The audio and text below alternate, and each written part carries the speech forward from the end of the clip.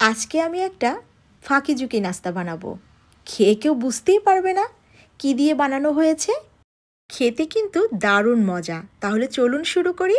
Hello guys, আসসালামু আলাইকুম। সবাই কেমন আছেন? আমি তো আলহামদুলিল্লাহ ভালো আছি। আমি পেঁয়াজ কুচি নিয়েছি, তার ভিতরে দিয়ে দিয়েছি আদা এবং রসুনের পেস্ট, তারপরে দিয়ে দিয়েছি হলুদ, মরিচ এবং জিরার গুঁড়া, পরিমাণ মতো লবণ, আর দিয়ে দিয়েছি কিছুটা গরম মশলার গুঁড়া। মশলাটা সুন্দর করে মিক্স করে নিব। আর এই খাবারের মেইন হিরো ডিম। ডিম দিয়েই আমি এই খাবারটা তৈরি করে নিব। 2টা ডিম দিয়ে এত মজার খাবার এটা কল্পনাই করা যায় না। এত বেশি টেস্টি ছিল, বোঝার উপায়ই নেই যে এটা ডিম দিয়ে তৈরি। তো আমি সুন্দর করে মশলার সাথে ডিমটাকে মিক্স করে নিচ্ছি। এই কাজটা কিন্তু অনেক ভালোভাবে করতে হবে। এবারে প্যানে তেল দিয়ে তেলটাকে গরম করে নিব। এরপরে আমি মিডিয়াম হিটে ডিমটাকে ভেজে নিব। এই খাবারটাকে আপনি কিন্তু অনায়াসে চিকেন ফ্রাই বলে চালিয়ে নিতে পারবেন। আমি কিন্তু এটার নাম দিয়েছি ফাঁকিঝুঁকি চিকেন ফ্রাই।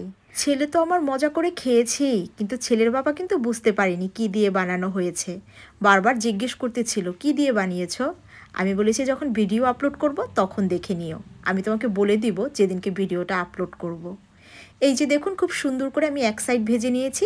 এবারে অপর সাইড ভেজে নিব। এভাবে 2-3 বার আমি উল্টে দিয়েছিলাম। এখন আমি ডিমটাকে চিকেনে রূপান্তরিত করব। এজন্য নিয়ে নিয়েছি 2 চামচ ময়দা, তার সাথে 1 চামচ কর্নফ্লাওয়ার। সুন্দরভাবে মিক্স করে নিচ্ছি। একটু পানি দিয়ে আর একটু লবণ দিয়েছিলাম, আর একটু গোলমরিচ দিয়েছিলাম।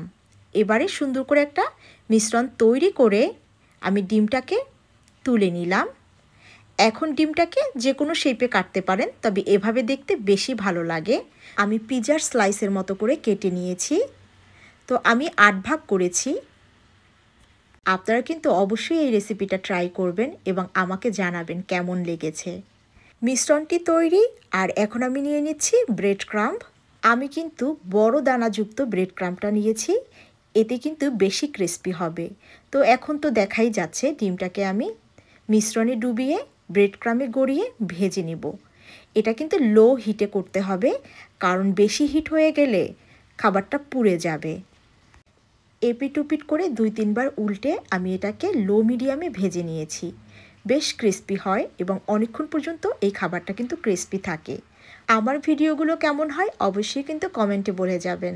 ভালো লাগলে লাইক, কমেন্ট, শেয়ার করবেন। আরও বেশি ভালো লাগলে ফলো বাটনটা প্রেস করে দিবেন। এই যে এগুলো আমার ভাজা হয়ে গেছে, এখন আমি পরিবেশন করে নিব। টমেটো সসের সাথে সেই লাগে। আর এটা কিন্তু আপনি ভাত পোলাওয়ের সাথেও দিতে পারেন। এটা ছিল ফাইনাল লুক। কি কেমন হলো? আজ এ পর্যন্ত, কথা হবে নেক্সট ভিডিওতে। সে পর্যন্ত ভালো থাকবেন। আল্লাহ হাফেজ।